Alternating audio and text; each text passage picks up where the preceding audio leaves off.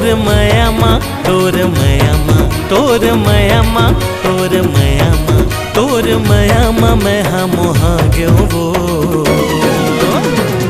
मोला अब झन तरसा हे मन मोहने मोला अब झन तरसा।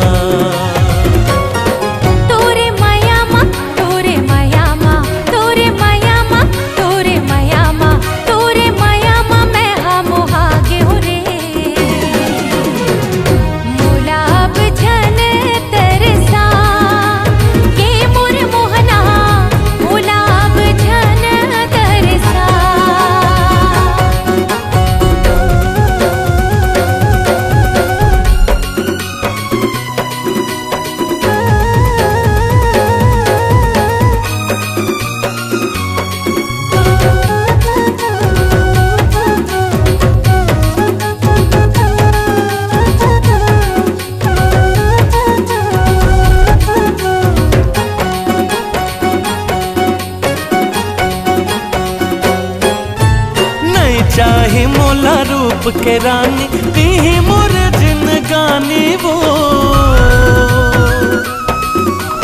तोर संग मैं लिखूं गोरी हमर माया के कहानी वो।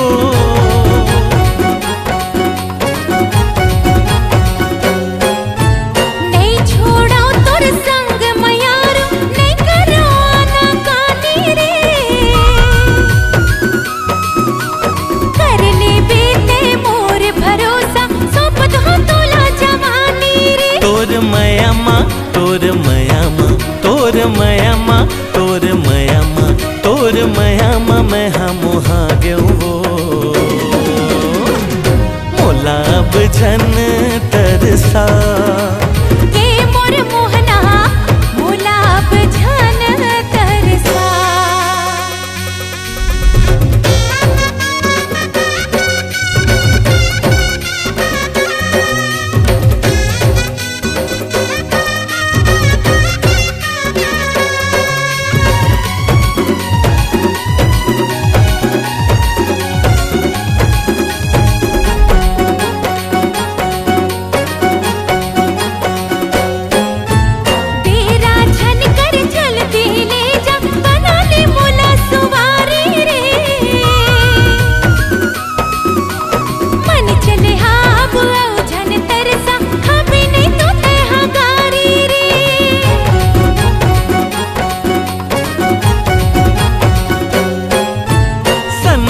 झन करते मोर रानी हाँ बसते परम प्यारी वो